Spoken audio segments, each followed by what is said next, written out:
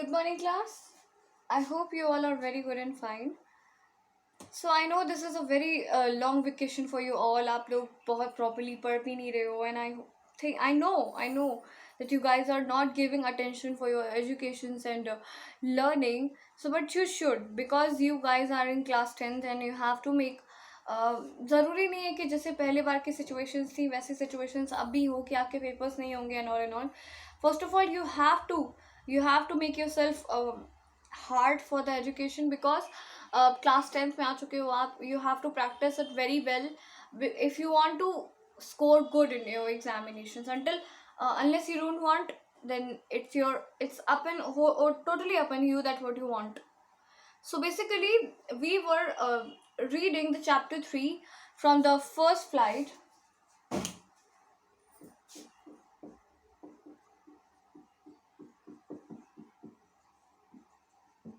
Okay, so we were reading the first flight from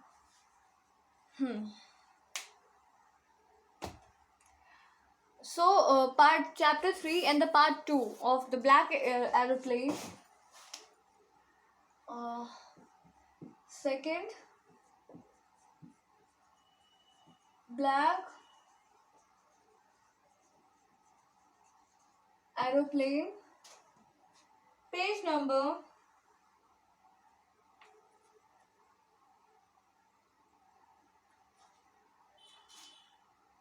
37.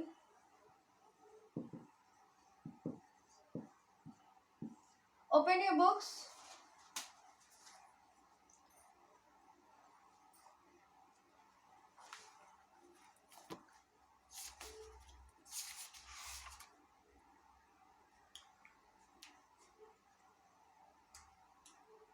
Yes, so basically this part is written by Frederick Forsyth.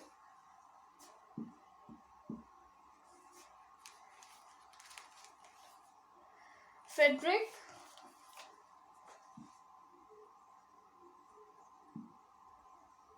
आप लोगों को narrator's के नाम भी याद होने चाहिए, क्योंकि कभी कभी चैप्टर में पूछ लेता है ये कि किस चैप्टर के नरेटर है, ये किस चैप्टर से लिया गया है, ये पैसेज एंड ऑल. सो इस तरीके के क्वेश्चंस पूछे जाते हैं, so you should be ready for that. Okay, right. So Frederick Forsyth नाम के राइटर ने द ब्लैक एयरप्लेन नाम का चैप्टर लिखा हुआ है. सो बेसिकली फर्स्ट फ्लाइट जो बुक है हमारी, वो इसी पूरे चैप्टर पे बेस्ड है जो हम लोगों ने पहला फर्स्ट फ्लाइट वाला चैप्टर पढ़ा था, हिज फर्स्ट फ्लाइट. उसमें क्या था, basically we have studied about a bird जो कि पहली बार अपनी उड़ान भरना जानती है. she had fear to escape her own land and to fly over in the sky over the seas, just like her parents and sisters and brother. So that was weird for him, but when he tried very well and do whatever he was seeing that his parents and his cousins and his brother and sisters and his colonial doing. So that was the story of the courage and the life is just telling you to do a try. We shouldn't think that we should not do anything until it is dangerous or something, but sometimes we take the steps toward our danger. It can make some sense. कभी कभी क्या होता है कि हम लोगों को थोड़ा सा रिस्क लेना पड़ता है अपने लाइफ में टू मेक आवरसेल्फ हैप्पी. अगर वो बर्ड रिस्क नहीं लेती और उस कह सकते हैं उस सी के ऊपर नहीं जाती, तो उसे कैसे पता लगता कि वो उड़ सकती है. Basically she gave her courage into her wings and she spread her wings very beautifully and do whatever their parents saying him. And after that वो ये समझ पाई कि it is not as tough as it was looking before. कह सकते हैं कि उसके जब कजन्स और ब्रदर और कह सकते हैं जब उसकी पूरी फैमिली उड़ा करती थी, and he was just looking at him very terribly, and when he felt that he can also he can also fly like them. So he was really, really feeling very well, and we can say that's why the chapter name is his first flight, and that was written by Liam O. Flowerly. So now हम लोगों ने क्या पढ़ना है आज? Black aeroplane पढ़ना है. So what is this black aeroplane? Basically this chapter is also based on a sky thing. मतलब कह सकते हैं कि आसमान में रहने वाली चीज़ है, जैसे एरोप्लेन, बर्ड्स, और भी जो भी हमारे जेट वगैरह होते हैं, उन सारी चीज़ों को कह सकते हैं कि आसमान में रहती है. तो इसी वजह से इस चैप्टर को फर्स्ट फ्लाइट के अंडर में रखा गया है, और हमारी बुक का ही नाम फर्स्ट फ्लाइट है, right. So basically black aeroplane क्या है? It is depend and totally based on a person. And now the moon was coming from the east behind me and star were shining in the clear sky above me. क्या कहा जा रहा है कि जो moon था वो उनके पीछे पीछे चला आ रहा था, और ये कहा जा रहा है कि जो तारे थे वो ऊपर से चमक रहे थे. There wasn't a cloud in the sky. वहाँ पर एक भी बादल नजर नहीं आ रहा था. I was happy to be alone high up above the sleeping countryside. कहा यह जा रहा है कि जो नरेटर था, मतलब जो भी पर्सन था जो उस एरोप्लेन को चला रहा था, उसका ये कहना था कि वो बहुत ज़्यादा खुश था इतनी ऊंचाई पर अकेले, जब सारी कंट्री वहाँ पर सो रही थी. I was flying my old Dakota aeroplane over France back to England. मतलब वो क्या था? अपना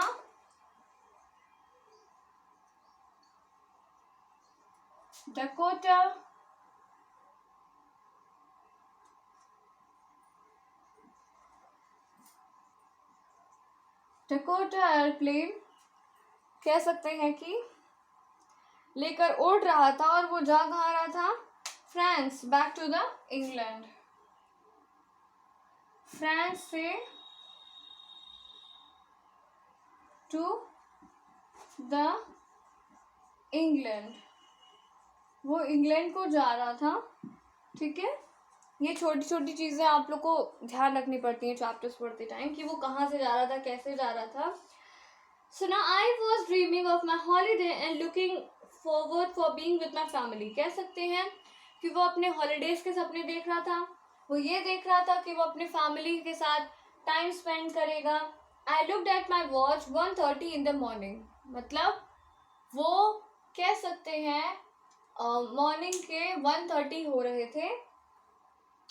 सो नाउ जब मतलब दिन का समय था, बिल्कुल भी ऐसा अंधेरा नहीं था, और उसने कहा एक भी क्लाउड नहीं थे. There was not a single cloud and the moon was besides him. Moon उसके पीछे चल रहा था. Sometimes in our childhood we thought ना कि कभी कभी ऐसा होता है कि हमें लगता है कि चांद हमारा पीछा कर रहा है या तारे हमारे साथ चल रहे हैं, but that was not true. ऐसा सच में होता नहीं है. बेसिकली वो तो एक थॉट है जो हमें ऐसा लगता है कि चांद हमारा पीछा कर रहा है इस तरीके से.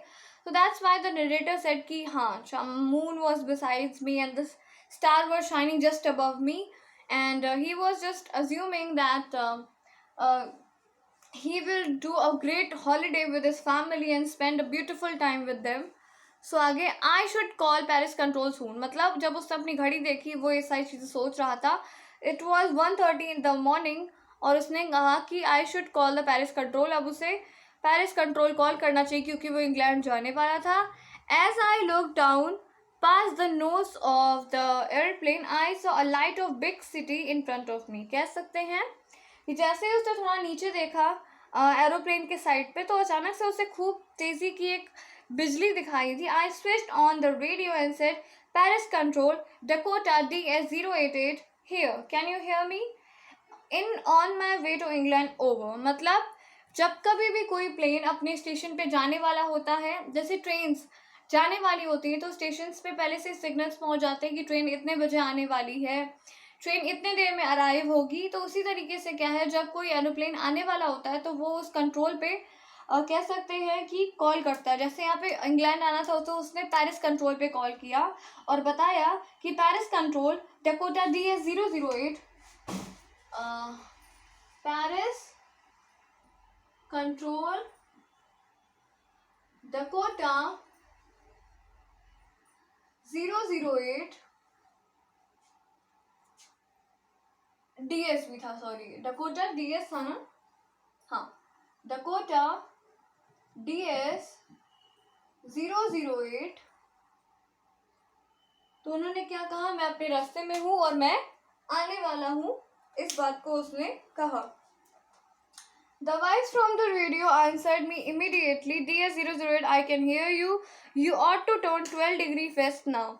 DS 008 over। मतलब अब जैसे ही उसने रेडियो पे मैसेज भेजा, तुरंत सामने से मैसेज आया कि उसको 12 डिग्री सेल्सियस पे, सॉरी 12 डिग्री पे मूव करना है। और क्या कहा गया कि 12 डिग्री पे मूव करने पे वो सीधा कह सकते हैं वेस्ट के तरफ आ सकता है, ऐसा कहा गया। Okay, so now we will discuss the next segment to the next video. Thank you, class.